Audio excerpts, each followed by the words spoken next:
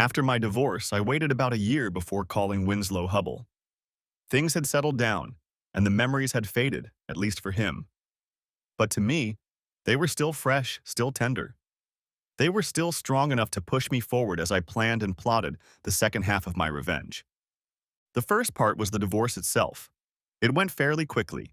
Neither Ashley nor I had enough money to interest lawyers, and when the facts of the breakup came out, her parents weren't interested in supporting Ash's plans to tie me up in court. As for the division of property, we didn't have a lot of stuff. We were renting and earning about the same, so it went pretty smoothly despite Ash's best efforts. She didn't want to break up, but I did. And it took her a while to realize that she was no longer steering the ship of our relationship. I tried to convince her gently, but when that didn't work, I threatened to send out videos of her infidelity to everyone in her address book. She folded like an origami artist on speed. And so, less than a year after Ashley arranged her extramarital affairs in our marital bed, we had separate apartments, separate bank accounts, and completely separate lives. We'd always had different friends. For a while, we tried to bring them together.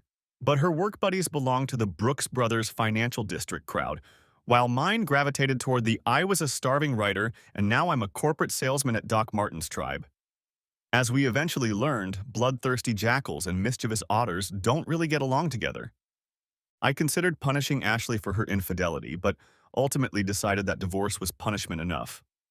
For the sake of a few nights of disgusting entertainment, she'd deprived herself of a beautiful marriage, a nice apartment she couldn't afford on her own, and a promotion at work. She worked for Pierce, Bateman, Potter, Gordon, and McDuck, an investment firm that prided itself on having stable, married employees. Unfortunately, Ash no longer fit that definition. She could still climb the career ladder, but it would take longer and be more difficult. Sometimes I wondered which loss hit her harder, our sweet spot on the Upper West Side, our marriage, or her express way to the corner office. In truth, though, I think I already knew. In the divorce, Ash got Winslow. I think she would have preferred him to leave with me, but she cracked that egg and I had no problem leaving her to deal with the consequences. Winslow Hubble, you see, was my wife's lover. No, he wasn't. Lover is not the right word. Whatever was going on between Winslow and Ashley had nothing to do with love or even affection. He wasn't her boyfriend either. I hadn't kept tabs on my ex-wife since we'd split. In fact, I'd done my best to completely remove myself from her life. But I was willing to bet my last penny that she hadn't given him the time of day since I'd sent her the video of the two of them. Next chapter. Winslow's phone rang twice before he answered it. The double call was a high school trick he carried over to college and to his job at Pierce Bateman. Never look impatient, never look desperate, never pick up the phone on the first ring. If you knew that reception, he just looked pathetic. The same could be said for Winslow. His voice, aristocratic, arrogant. Winslow Hubble speaking. Hello, Winslow. This is Charles Walker. Chuck Walker. That's a name from the past. I heard the smirk in his voice. The leather seat creaked as he leaned back. What do you want, Chuck? Do you have some money you want to invest? Winslow must have known my little nest egg was less than a rounding error for most Pierce, Bateman's customers. Jerk. No, I'm fine, Vinny. I smiled, knowing the nickname would make him wince. I thought it was high time you and I had a talk. Winslow snorted. Well, I can't imagine what we could talk about, Cook. I mean, Chuck, it's not like we don't revolve in the same circles. He chuckled discreetly. Or that you fly around a lot at all. I can't imagine why I should want to have a drink with you. Well, Vinny, here's the thing. You still have a wife, and I still have a video. I suppose I should tell you a little about my ex-wife and me. I'm Charles. Chuck Walker, a former journalist who now makes his living editing blank articles about the charitable work of Polylever, a very large and very famous corporation. It's not the most enjoyable job, but it pays well. The people here are nice, and it helps provide me with something better in retirement than cat food and a short-term heroin addiction. As for Ashley, she's an investment banker working on Wall Street. Unlike the tarnished idealism that gives my office a somewhat hypocritical tinge, Pierce Bateman firmly believes that money creates its own morality. Simply put, if it's profitable, then it's good. Despite our different jobs, Ash and I were a perfect match. We were both in our 30s, old enough to seriously consider having children, but young enough not to think about it too seriously. I was 5'6", brown-eyed and green-haired, in good shape, which I maintained by going to the gym 3 times a week and walking 10 miles a day. Ash was 5'6", with dark brown hair, sharp blue eyes, and a body that haunted my dreams both before and after marriage. We met at a We Were Promised Jetpacks concert in Brooklyn, where she spilled beer on my third favorite t-shirt and I took her number. I talked to her a lot that night. We skipped a show by a Scottish reggae band and sipped beer in a little smoking room outside. I'd been around the New York dating scene long enough to know that she was something special, beautiful and brilliant, with a playful sense of humor and a direct, non-apologetic tone that invariably caught me off guard. I later learned that she was the youngest of 5 children, with 4 older brothers who shared her directness and mischievousness. The following weekend, we agreed to go to the Muppets exhibit at the Museum of the Moving Image, and I found that the humor and intelligence I saw during our first encounter persisted even after my beer goggles were gone. If anything, she was even more impressive when I was sober enough to recognize the nuances of her subtle acrimony. 6 months later, she had my ring. A year later, we were married. That was 4 years ago. Keeping a marriage alive in the big city isn't easy, and we both worked hard at it. I knew that Ash sometimes stayed late at the office, and she knew that I sometimes had to run to meet a deadline or finish one of the articles I was writing on the side. We tried to coordinate subway rides and organize lunches, but some days we only saw each other for a few minutes in the morning and an hour or two in the evening. Nevertheless, we tried not to miss a weekend, texted to stay in touch, and never forget important dates or anniversaries, even silly ones like Spilled Beer Day and First Real Date Day. I learned that Ash was a chameleon. In museums, she was smart and erudite, but also not snotty. On hikes in the Adirondacks, she was tough and competitive, oblivious to the scrapes and abrasions she got chasing me down the trail. As we dated, lived together, married, and settled into life, she discovered new sides of herself, witty in her humor, vulnerable in her caring. It was as if she made a gift of those parts, offering them to me when I least expected it. At work, the chameleon Ash let her predatory side show through. I could see hints of it every Thursday night at Pierce and Bateman's weekly get-togethers. The firm regularly rented a back room at the Three Olives, a prim establishment in the financial district with enough burgundy leather chairs, hunter prints, and bland British cuisine to keep even the most dedicated Anglophile unable to resist. While weekly attendance wasn't officially required, not showing up, especially with a spouse on hand, meant admitting you didn't care enough to work on advancing your career.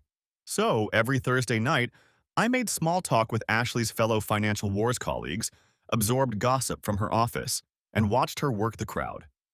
Most of Ashley's co-workers were smug former students, and their spouses were lacquered blondes who had studied art or early childhood education in college and were looking for husbands with serious earnings. I tried to blend in, but talking about rooftop bars and Jimmy Choo shoes can get so carried away that you want to eat a bullet afterward. Luckily, Martha, call me Marty Hubble, came to my rescue. At first glance, Winslow Hubble's better half looked like another voracious, bleached, and varnished Pierce Bateman wife. However, my notions of her were shattered one evening when Abby Van Wharton told me about her husband's new hobby, curling, a Canadian game in which you have to push granite discs across an ice-covered surface. "Okay, let's get this straight," Martha murmured. "Is she bragging that her husband from Blue England is spending a fortune to learn a game played by redneck Canadians?" I turned around and saw a smirk playing on her face. Martha, I realized, had thrown her version of a colloquial Hail Mary, a salvo designed to figure out if I was a fellow traveler or just another one of those living in the pod. "Rednecks or Rockefellers, inbreeding seems to be universal," I muttered back. "Still, it's a dangerous game. It's hard to play polo when you have your eyes closed all the time." We headed off to the races. Marty, I learned, was like Martha Stewart, from her single-mindedness to her dry, Mojave-like sense of humor. Like the great Mrs. Stewart, Martha Hubble, N.E. Petrowski, began life from humble beginnings, working her way from a working-class neighborhood in Pittsburgh to a prominent college and, eventually, to a promising marriage to a man whose Anglo-Saxon surname was little more prestigious than her Polish-Lithuanian one. She had a job at a well-known publishing house where she had already made a name for herself, but it was thought to be only a matter of time before she quit and started putting out little hubbles. During endless happy hours, Pierce, Bateman, Marty, and I would usually find each other in some corner where we would exchange witty comments and shorten the time over a game of Nazi haircut bingo. Essentially, you scan the crowd of New Yorkers picking out different haircuts of Goering, Heydrich, Goebbels, and Hitler. In a place like Three Olives, teeming with testosterone and expensive hair care products, well, let's just say it was a target-rich environment. While Marty and I bickered quietly, our spouses worked the crowd. They split off in different directions. Ashley, who was still paying off her student loans, spent most of her time sipping club sodas and using her brains and candor to make introductions to guys in really nice suits. Meanwhile, Winslow, who probably celebrated most of his childhood birthdays at the yacht club or the 19th club, spent his time sipping gin and tonics and telling lewd anecdotes to his former fraternity brothers. It was hard not to notice the difference in class. Ash was trying to work her way into the lifestyle Winslow took for granted, while he drifted along, confident that if he failed, there was always another brother, another investment firm, another cocktail party. And, if gossip was to be believed, if he failed, he could always go back to mom, dad, and a fat paycheck managing the family fund. Those were our Thursdays. Ash swimming in the happy hour waters like a big white fish, Vinny splashing around like a happy little seal, and Marty and I drinking cocktails, watching shows, and devouring gossip like a couple of quiet anemones. It wasn't my favorite way to spend my free time, but Ash was happy and Marty was fun, so I didn't complain too much about having to put on a suit and entertain my wife. Our marriage was a balance between two young people who had a job too demanding and a connection too important to give up. It was a marriage of quiet admiration, principles, and compromise, the kind that young couples have when they come to an agreement and lay the groundwork for a lucrative career, a home, children, and the rest of the American dream. It was hard, but we worked at it, and it went in our favor. That's not to say it was easy. Ashley was prone to jealousy, which I found outrageous considering how attractive she was. On the other hand, I had my own problems with the green-eyed monster. In a city of 8 million people where the fear of missing out on a good deal was as much a part of life as subway rides and dirty water hot dogs, I found it hard to believe that my wife had stopped with me. And odd that she thought so highly of me. A much bigger problem was Ashley's sense of fairness.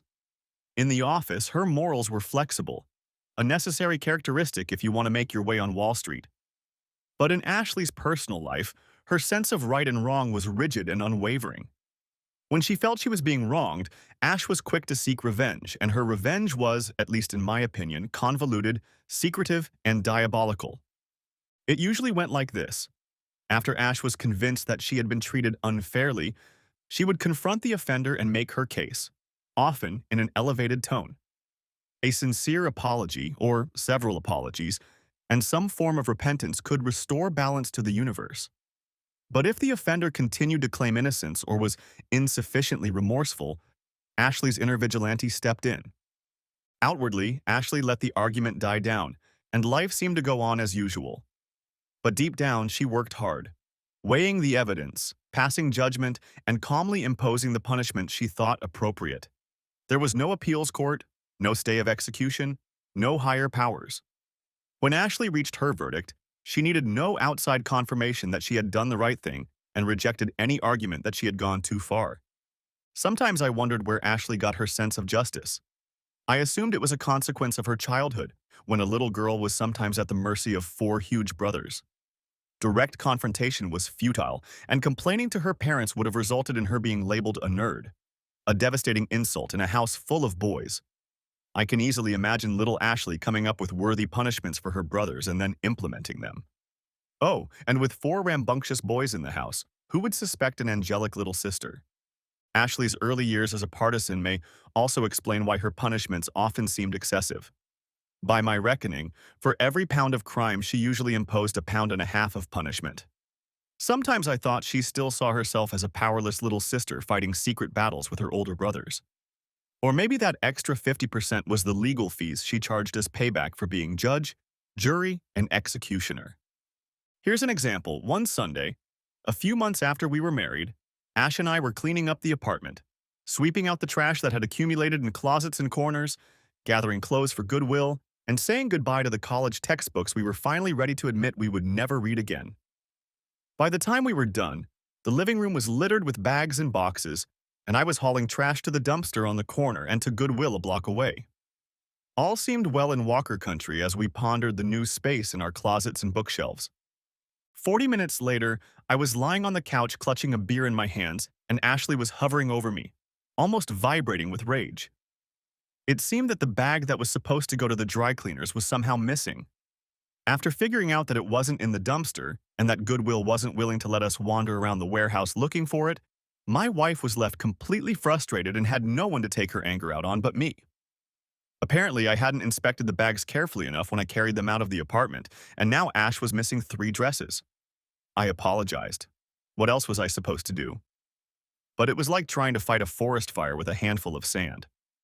After the third apology, I finished the rest of my beer, told my wife I needed to be alone, and went for a long walk. When I returned a few hours later, there were 3 new dresses in the closet and Ash was asleep. The next morning when I woke up, Ashley was gone. I did my morning chores and started getting dressed for work. The process stopped when I realized I didn't have any pants. Not in my closet, not in the laundry room, there weren't even any suit pants. I texted Ash, "Honey, have you seen my pants? I can't find them." The reply came immediately, "Check at Goodwill." Fighting a wave of rage, I finally found a pair of dark sweatpants in my gym bag. Not the best option, but I was running late, and they would last until lunch before I ran into Uniqlo. When I got home that night, I had 3 new pairs of pants. As I put them away in my closet, Ashley watched me with a strangely satisfied expression in her eyes. After that, I went for another walk. Simply put, I couldn't spend another minute in the same apartment with her. Final tally: 3 dresses lost to honest confusion and 12 pairs of pants, including 2 irreplaceable pairs of suit pants, sacrificed to divine justice. I don't know what scale Ashley used, but it seemed to me that the punishment far outweighed the crime. For the first time in our young marriage, I began to wonder if I had made a mistake. It was several days before we regained our mutual understanding. Ashley never apologized, but my stony silence seemed to impress her. Over the next few nights, she brought home dinner, working her way through my favorite restaurants. On Wednesday, I discovered J. Crew. That night, I bought enough pants to last me a week, and when I went to happy hour at Pierce Bateman's on Thursday, she greeted me with a huge hug. It seemed like we were back. Besides teaching me to be very careful when checking trash bags before taking them to the curb, the pants episode taught me an important lesson about Ashley's revenge. Although she seemed to derive a sense of satisfaction from being an instrument of divine retribution, her actions did not bring her joy. She treated revenge as a grim obligation rather than a hobby, something to be endured, if only as a means of fixing the world. In the case of my 10 pairs of missing pants, that duty was worth about $500, not counting my now incomplete suits. We weren't short of money, but replacing clothes undermined our finances for a month or 2. Still, she stoically accepted our situation as if the cost of a new closet was a tithe or a tax we had to pay to move on with our lives. Ashley never paid for the missing pants again, but every now and then I'd see the odd, satisfied look flicker across her face. Usually, when I discovered something odd, like salt in my cereal, or that the book I was reading had somehow disappeared. Eventually, I accepted it as part of our life together. I had my quirks, like a firm belief that peanut butter should be kept in the refrigerator. And Ashley had her quirks, like a psychotic need for violent revenge. But, I reasoned, when you love someone, you accept them wholeheartedly. I learned to apologize whenever possible, but I also didn't want to live in fear of my wife's temper. So there were times when I ducked down, battened down the hatches, and waited for a hurricane of revenge to sweep through the apartment. We found a balance, and most of the time it suited us. Until Caitlin showed up. Next chapter. Let me start by saying that I didn't hire Caitlin. That decision was made by people 3 or 4 rungs higher, up the food chain, through a mysterious vetting method that I'm sure involves drawing a pentagram and slaughtering a goat. I participated in one of the vetting sessions, where I pointed out that her journalistic experience and ability to write top-notch stories under tight deadlines put her an order of magnitude above other applicants. The HR staff listened to my group's feedback, thanked us for our time, and left. Needless to say, I was surprised when they took our advice and hired her. Neither Caitlin's impressive resume nor my non-participation in her hiring impressed Ashley when they met at a weekend run organized at work. The problem was that in addition to being a highly skilled writer-editor, Caitlin was also stunning.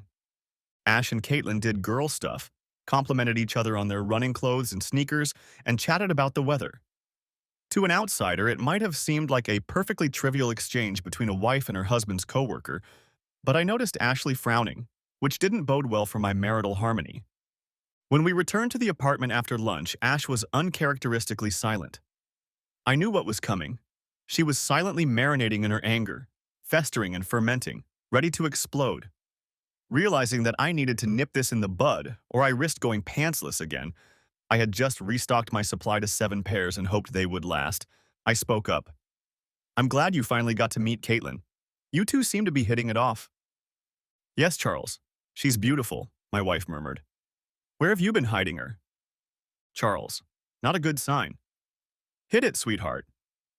I smiled. We don't socialize too much with my coworkers. In fact, I think today was the first time you met half of them. Nonsense. I saw them all at the Christmas party. I kept the smile on my face. That was 8 months ago, Ash. Hell, half the office has already moved, relocated, or moved on. Or, in Caitlin's case, hired on. She frowned. And what were her qualifications? BA in English at Brown, majoring in business writing, 5 years in journalism, another 3 years in digital marketing. Pretty much the same as mine. I grinned.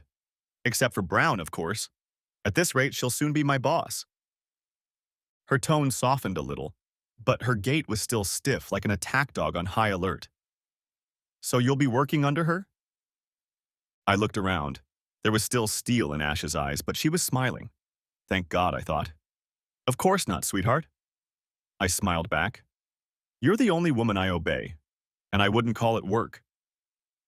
Ash's grin grew even wider, and once back at the apartment, we got down to business. The next couple weeks went fairly smoothly, though it took quite a while for the tension to disappear. Ash never made conversation about Caitlin, and I tried to do the same. I suppose it's a standard move for cheaters to never mention the other woman, but in my case, I just wanted to avoid upsetting the apple cart. I thought it worked, and that I had somehow managed to dodge the bullet. Meanwhile, work went on as usual, at least until the end of October. Every year, my company publishes a huge report on its projects around the world. No matter how much work we do and no matter how many letters we send, the project managers of various charitable organizations inevitably wait until the last minute to send their reports. This means that my team and I have to work for a week or two with early mornings, late nights, and canceled weekends to get everything done in time. We call it Hell Week. Figuratively, I know. Did I mention we're writers? When Hell Week came around, things went back to normal for Ash and me. That Monday, my usual 8-hour workday turned into a 12-hour editing marathon. And by the time I got home, I felt like I was held together with rubber bands and duct tape. All I could think about was a hot shower and a warm bed. I definitely didn't have the energy to fight Ashley. She pounced on me before I even took off my coat. Where the hell have you been? What? I paused, tearing off one sleeve. Didn't you get my messages? You mean the one message you sent 6 freaking hours ago? I wondered. Had it really been 6 hours since I'd sent Ashley a text, reminding her that I'd be late at the office? Honestly, I couldn't remember. Even in my dazed state, I realized that I had 2 options. Get into an argument with Ashley that would likely end with me falling asleep on the couch, or try to defuse the situation, get to bed, and fall asleep. Has it really been that long? I asked uncertainly, finishing taking off my coat and digging through my closet looking for a hanger. I'm sorry, I lost track of time. She taps her foot. That wasn't good. I'm sure you did. I sigh. Remember when I told you it was going to be a hell of a week, Ash? That my team was going to spend all day and more trying to put together an annual report? Tap, tap, tap. Remember when I asked you to stay in touch so I'd know about dinner? Shit. Yeah. Shit, I'm sorry, Ash. It was crazy and I couldn't check my phone all the time. It's going to be like that all week. Tap, tap, tap. Was she there? Shit. The whole team was there all day, including Caitlin, I said. I looked Ashley straight in the eye with all the sincerity I was capable of. considering my eyelids felt like they weighed 40 pounds each. Ash, I'm really sorry I didn't stop by to see you. I've spent the last 12 hours putting out fires, and frankly, it's going to be like this until we meet our deadline next Thursday. That's 8 days. 10. Remember last year when I had to work all weekend? I'll have to do it again this year. I slumped my shoulders. I needed to go to bed. Ash, I'm sorry, but it's part of my job. It was part of my job long before Caitlin was hired, and it will be part of my job after she leaves. She's leaving? The knocking stopped. I chuckled dryly.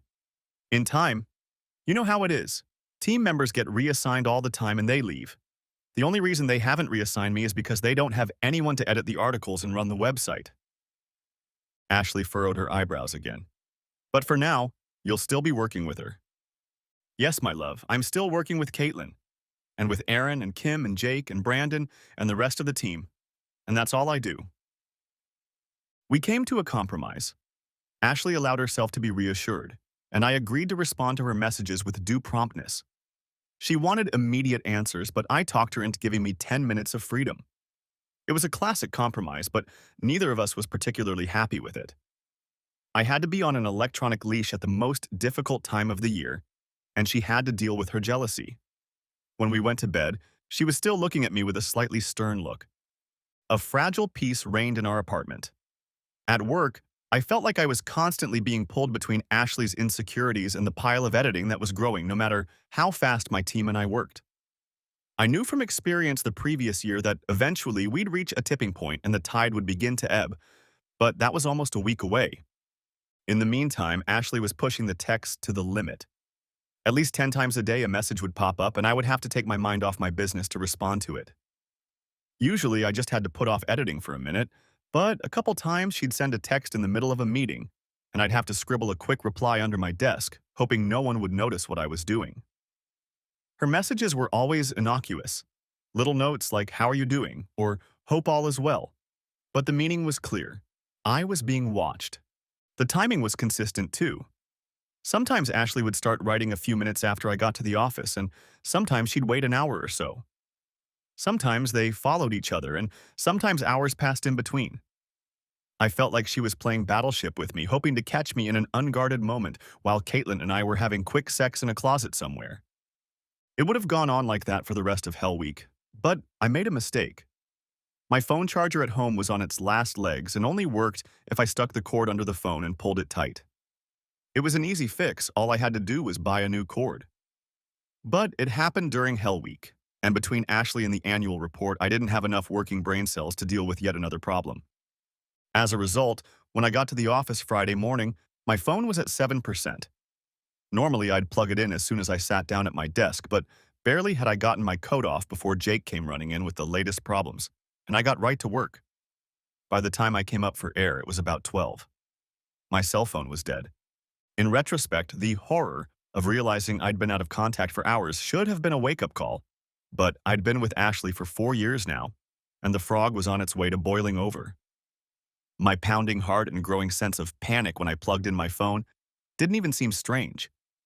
Damn, damn, damn, damn, damn, damn, damn, damn, damn, damn, damn, damn, damn, damn, damn, damn, damn. The phone's battery was dead, and it took almost a minute to get enough charge to start up. My pulse was pounding in my ears. Shit, shit, shit, shit, shit, shit, shit, shit. The phone emitted a quick vibrating beep, starting the download, followed by several vibrating beeps heralding the arrival of a pile of messages.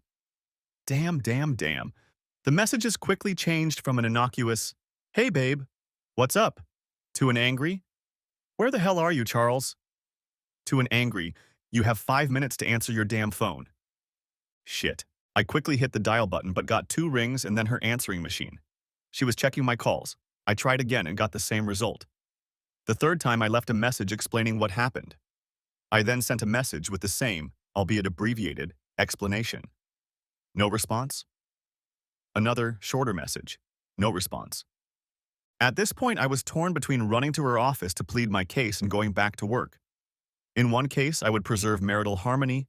In the other case, I would keep my job, which was very important, because after she threw me out, I would definitely need a paycheck to pay my rent. Anyway, I had to wait about half an hour for my phone to charge enough. After the last batch of messages, there's no way I'm leaving my desk without my electronic umbilical cord. While I waited, I tried to get back to editing, but my brain was blocked and my heart was still pounding in my chest. I thought about the fact that no matter what I did, I couldn't guarantee that Ashley would back down. There was something wrong with this, I realized. Despite my determination not to become hostage to my wife's temper and her strange sense of justice, this was exactly what had happened. Here I was, in the middle of the hardest week of the entire work year, and I couldn't focus because I'd missed a couple messages and I was afraid my wife might explode. Something was wrong with this picture. I wondered how to express it to Ash. What could I say? How could I explain that I couldn't live in fear of her temper, or that her thirst for revenge could destroy our marriage? I thought about sending a text message, but immediately dismissed the idea. This was a conversation that needed to be had face to face, perhaps in a therapist's office. I was contemplating how to broach the subject when another text message came in. It's okay. It's okay? It's okay. Oh my God, I nearly had a heart attack and Ashley had spent the last 3 messages trying to make me feel bad. It certainly wasn't okay. It's hard to understand the emotion from the text, but I figured either Ash realized she was acting crazy and let me off the hook, or, more likely, she'd found me guilty of some crime and was already planning my punishment. And then something else hit me. Whatever Ashley's message meant, there was nothing I could do about it. Going to her office was risky, and trying to talk her out of it with a text message was a fool's errand. I realized I could only wait out the coming storm and hope that when it was over, my marriage and my closet wouldn't be too badly damaged. Next chapter. I tried really hard to leave work early, but by the time I got home it was 8:30 and, like every night that week, I was shattered. Standing in front of my apartment door, I took a deep breath, pulled myself together, and stepped inside. "Honey, I'm home," I called out. "In the kitchen." The voice was normal, and I allowed myself some optimism. Maybe it wouldn't be as bad as I thought. On the other hand, her cheerful voice raised some concerns. Why didn't she get more upset? Had she already started her revenge? Would my dinner be full of laxatives, ipecac, pills? After hanging up my coat and taking off my shoes, I prepared to attack. But instead, I was greeted by Ashley with a relaxed smile on her face. "Welcome home, sweetie," she chirped, hugging me. What was going on? I was still in damage control mode. "Hi, my love. I'm sorry I missed your messages today. My phone battery died and—" She grinned. "Don't worry about it, love. You explained everything in your message." "But—" She reached up and kissed me again. "No buts. Mistakes happen. I picked up a new cord on my way home from work." Who was this woman and what had she done to my wife? In retrospect, I probably should have investigated further, but it was almost 9.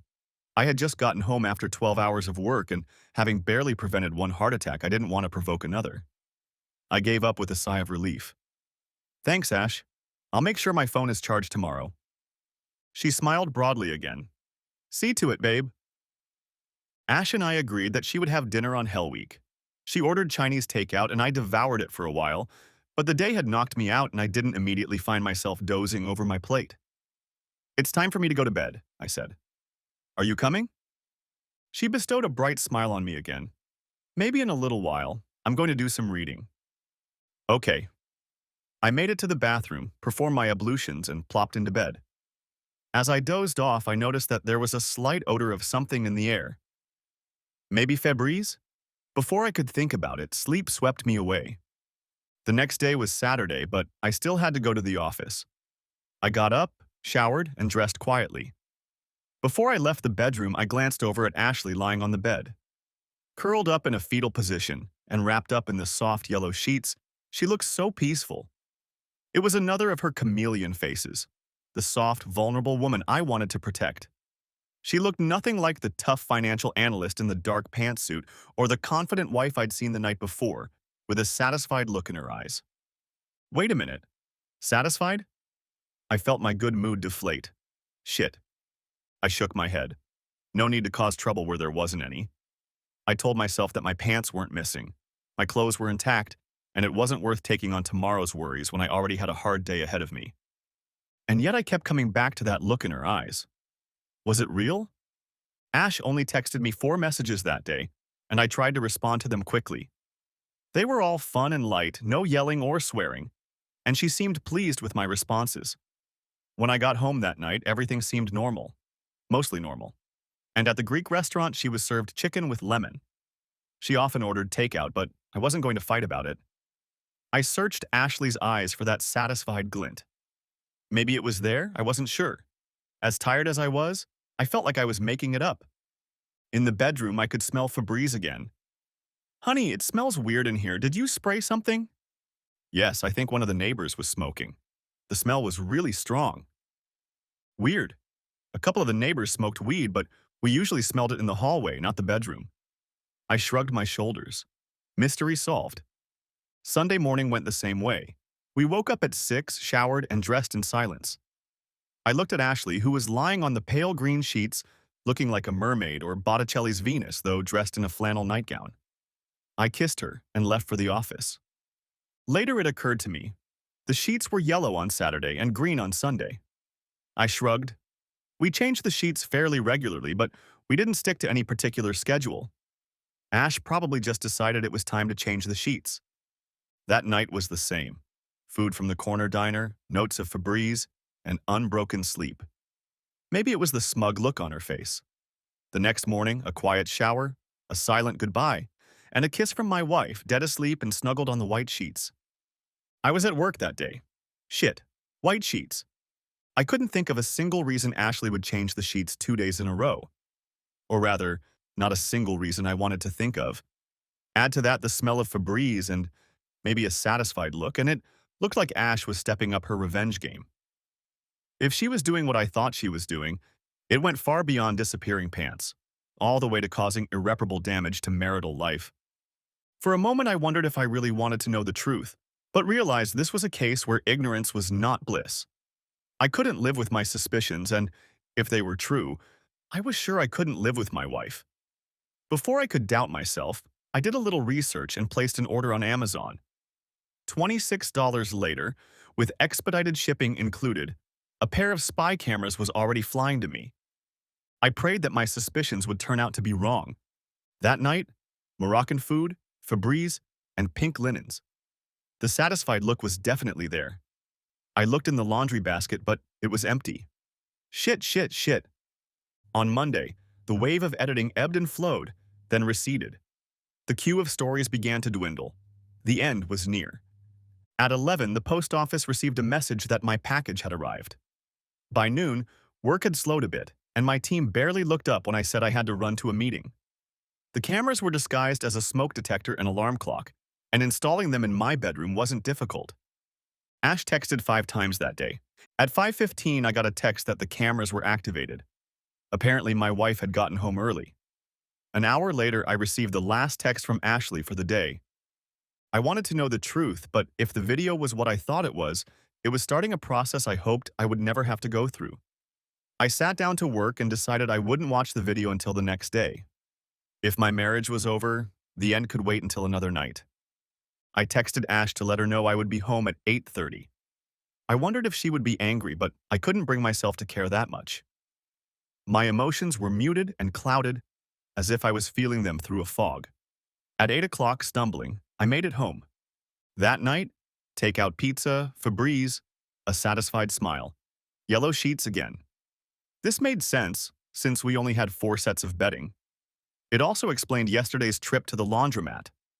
Curled up in bed, I realized that no matter what happened, I never wanted to smell Febreze again. The next morning, Ash lay curled up in bed, glistening in the morning sunlight. I stared at her for a long time. I'm going to miss this. Between insomnia and fear, I was still in a deep fog. I embraced it. When it dissipated, I realized an ocean of pain awaited me. Things have mostly settled down at work. It would probably be another 2 or 3 days before we were done, but we had already seen the light at the end of the tunnel. At 11, I told the team I was going to a quiet corner, a conference room that the company had set up with couches, chairs, and a couple of small tables. It was essentially the corporate version of a student lounge. It was also the only place where I could watch videos from my bedroom in relative privacy. The only other person there was Kim, one of my coworkers. She was ensconced in a chair by the window, fully immersed in her laptop. I settled down on the couch at the far end of the room. If the video showed what I expected, I wanted to be with my back to the wall. I planned to listen to the video, not watch it. I reasoned that if I saw Ashley with another man, it would be impossible to forgive her, and I didn't want to close off all possibilities for myself before I realized what I was dealing with. So I put on my headphones, turned on the smoke detector video, and hid the screen. From the sounds of it, it was as bad as I suspected. The camera was motion activated, so it started recording when they entered the room. Somewhere in the middle, I recognized a voice. It was Winslow. Hubble be damned. I was crushed, yes, but also confused. I looked up to the clock on the wall. I stared dumbly at the numbers, at the second hand running down the dial. Only 20 minutes had passed since the video had started. My brain stuck on the number, repeated it. 20 minutes. 20 minutes. 20 minutes. 20 minutes to end my marriage. 20 minutes. I realized I couldn't go home this night, or any night in the near future. Given what I'd seen, I'd have to face her. And given that she believed my alleged infidelity and was desperate for justice, there was no telling what her reaction would be. What's the right way to avenge a divorce? And what would it look like with another 50% added on? The only question was when I should warn her. The angel on one shoulder voted to right her immediately. He proclaimed that the quality of mercy was stress-free, that forgiveness was divine, and that I should let her know before she screwed Winslow again. The devil on my other shoulder whispered that if I didn't want to punish her, that didn't mean I shouldn't let her punish me. At 5:20, my phone vibrated. At 6:30, I sent her a text message, complete with video clips. I told her I would stay with Aaron, one of my coworkers. 2 days later, I began divorce proceedings. Next chapter. For Winslow Hubble, I felt nothing but contempt. From conversations with Marty and the gossip I'd gathered during happy hours, I realized how wealth and privilege had protected him over the years. Simply put, every time Vinny got into trouble, it was his prep school friends, fraternity brothers, and dad's checkbook that solved the problem. I thought through all the usual revenge scenarios and realized none of them would work. If I attacked him openly, his parents would make sure the reverberations would destroy me and possibly Ash. As for Winslow, he would likely continue to be a happy seal, oblivious to the destruction he was scattering in his wake. The problem plagued me. How do you punish the man who has everything? As I lay in bed at night, I thought back to Winslow's dialogue in the video. His comments about me sucking up, about him being superior, his need to know he was better than me. And that's when I realized that I could learn something from Winslow Hubble. It would take time and a lot of research, but what the hell? I didn't spend any more nights at home with my wife. I called him 6 months later. Winslow agreed to meet me at the Three Olives, where they had parties on Thursdays. I did everything I wasn't supposed to do. I picked a bar that Winslow knew where he would be perfectly comfortable. I arrived 5 minutes late to give him time to get a seat and order his first drink. I figured he'd wear one of the suits his parents' tailor had made for him, so I chose comfortable jeans, a blue blazer, and a white plaid shirt. He was shaved and groomed, so I left his hair a little disheveled and didn't bother to shave off the 5 o'clock shadow. Winslow considered me beneath him, and I wanted to do everything in my power to reinforce that impression. When I approached the table, Winslow was dressed exactly as I'd envisioned. Tie with a pompous Windsor knot, pinstripe suit, wide Brooks Brothers canvas shirt, cufflinks. His eyes from under my sweatshirt slid over my casual clothes, taking in every detail. He saw himself in the bar host's chair, sitting across from the man he'd defeated. He felt untouchable, just like I wanted him to be. He didn't get up to greet me. "Winslow," I said, taking off my backpack and sitting down. "Chucky," he smiled. "It's been a while." "Yeah, it's been a while. Give me a second." I beckoned to the waitress and handed her my order while Winslow glared at me. Apparently, members of the lower classes shouldn't ignore their elders by ordering a gin and tonic. When she left, I turned to him again. "Winnie, thanks for coming." He blushed at that nickname. "I don't have much time," he snapped. "And why am I here?" "Well, to be honest, there was something I needed to find out." He smirked, twirled the martini glass in his hands. "I figured a divorce would help." "Yeah, it definitely ended things between me and Ash." I nodded at him. "However, you and I still have unfinished business." Winslow chuckled. "I can't imagine what that might be. Your wife has decided to try another man." He smirked. a better man. And you just couldn't resist. Why should I have? Ashley is a beautiful woman. His eyes sparkled. And she's so good in the bedroom. Besides, from what she says, you didn't give her what she needed. We'll get back to that later. After I found out about the two of you, I started thinking about revenge. In Ashley's case, it was simple. We divorced, and I haven't seen her since. We had a beautiful marriage, and she ruined it. She's going to have to live with that. I took a sip of my drink. On the other hand, it was harder with you. What are you talking about? Here's the thing, Fluffy. You're protected. Suppose I do the obvious thing and beat you to a pulp. His eyes widened and he slowly removed his hands from the table. I have no doubt I could do it, and I'm sure it would be great fun. But I'll barely have time to wash the blood off my hands before your parents lock me up. I lowered my gaze to my hands resting in his lap. Besides, you're probably such a wuss that mom and dad make you carry around a panic button, in which case I'll be lucky if I manage to land a few punches before the hired guards plow me to the floor. Winston blushed and defiantly put his hands back on the table. He took a sip from his glass, a big gulp. So you're not going to try to beat me up? No. Maybe I can even save up some money and find a real professional to make you disappear. I tried not to smirk at the look on his face. I needed to look serious. But then I'll run into the same problem. Your parents will undoubtedly hire a bunch of investigators, and then I'll have to worry about any evidence my hitman leaves behind. Sooner or later, he'll get caught. He'll jump me, and then I'll end up in jail, this time with a murder charge and a few thousand less to spend on my legal defense. Why not just leave it at that? I'm sure I can. I interrupted him. I've been thinking about revenge. I could send a video of you to your friends, your parents, your job. Winslow started to turn slightly green. But what would be the point of that? Your parents already know what you are. They've been cleaning up after you for years. Besides, once mom and dad find out about my attempts to besmirch your good name, I snorted. Well, I guess my days at my current job are numbered. As for my next job, I suppose it will involve the phrase, "Would you like fries?" Winslow leaned forward. So you're going to leave it at that? Not exactly. I pulled a folder out of my backpack and placed it on the table. I realized there was one thing I could do.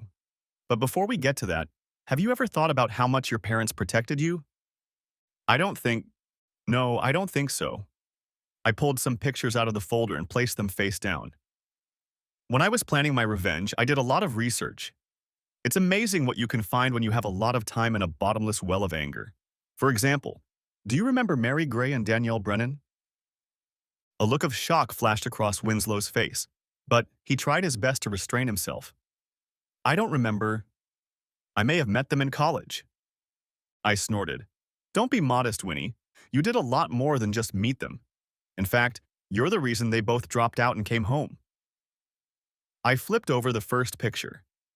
It showed a pale black-haired woman with a toddler in her arms. Maybe this will help you remember. Mary had a baby about 6 months after she graduated from high school. He looks a lot like you. At least he did before he dropped the baby fat. You'll be happy to know that she graduated from community college. From what she posts on Facebook, the two of them are doing well. He hummed, but droplets of sweat appeared on his forehead. There's no way you can prove this baby is mine, he stammered. Don't worry, Mary won't testify against you. On the other hand, young William didn't sign a non-disclosure agreement, and his DNA is ironclad proof of paternity. I raised an eyebrow at him. I wouldn't plan on going into politics. Winslow's face reddened and he started to look a little stiff. So this is your revenge? He pouted. Speculation and innuendo? Sit tight, Winnie. We've only just begun. I flipped the other picture over.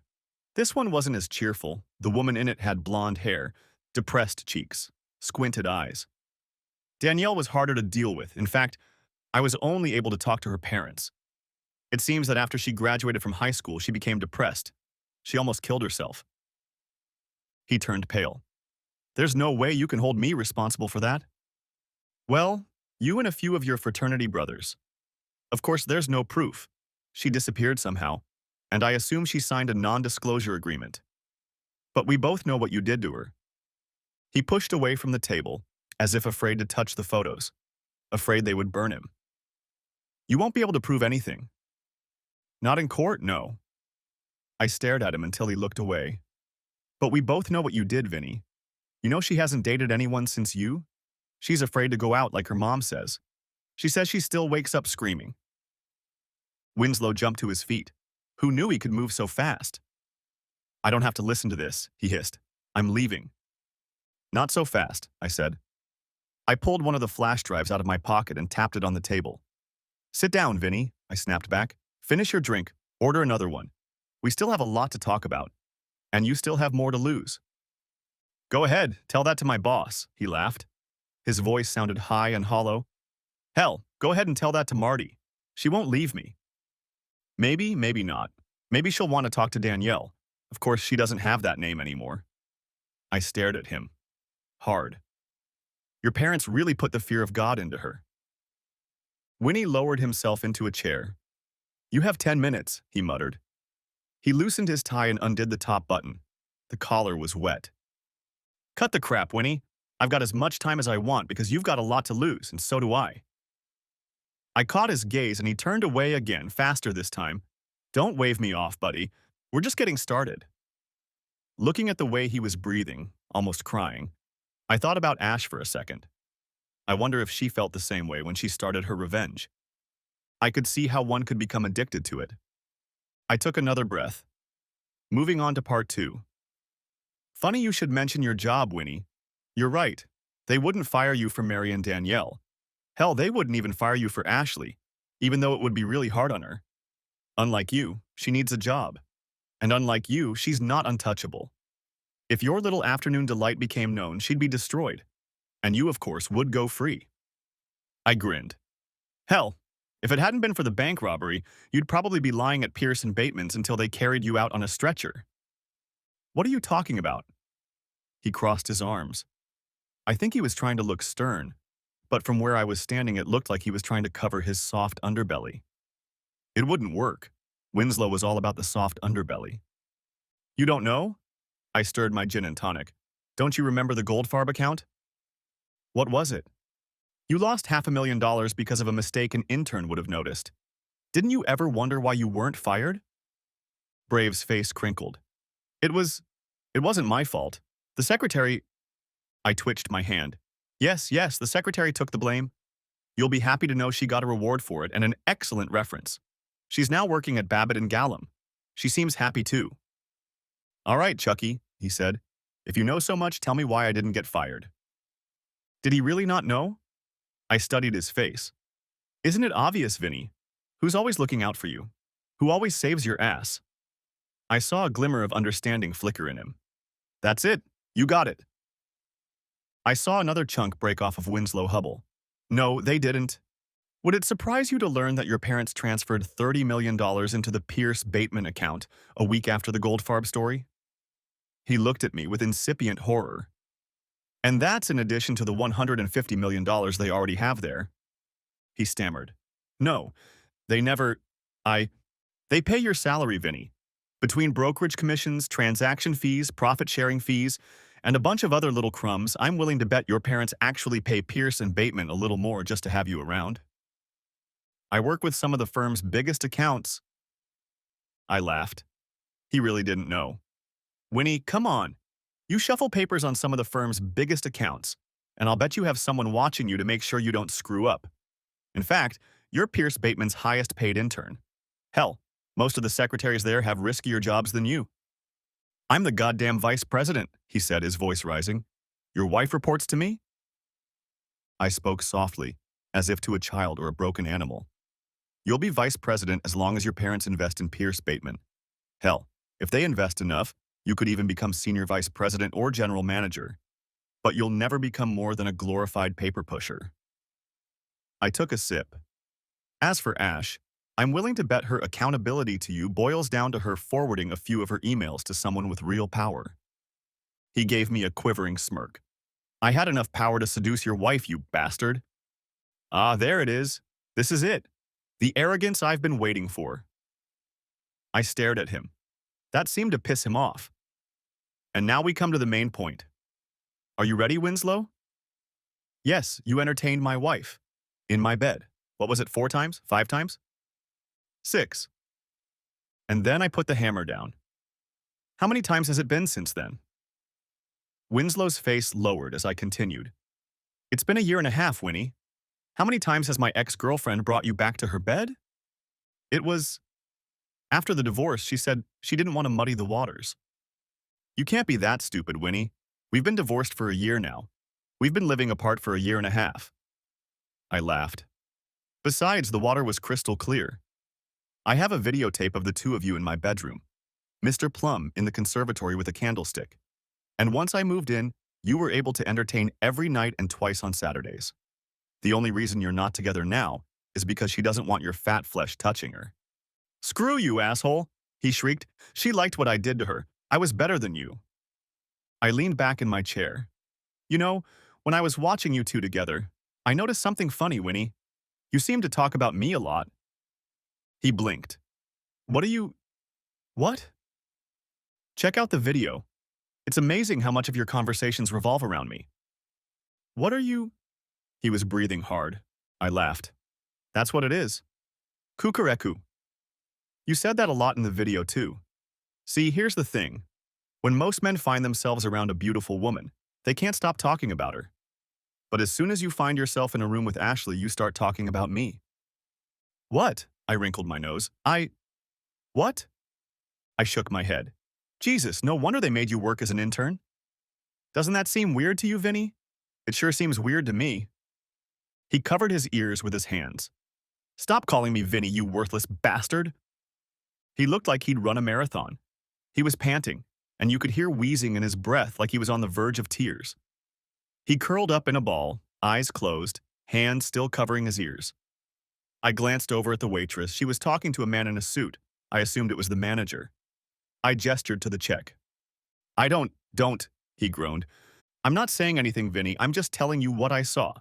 What you're going to see when you watch this video. I looked at him. He was shocked. It's no big deal, Vinny.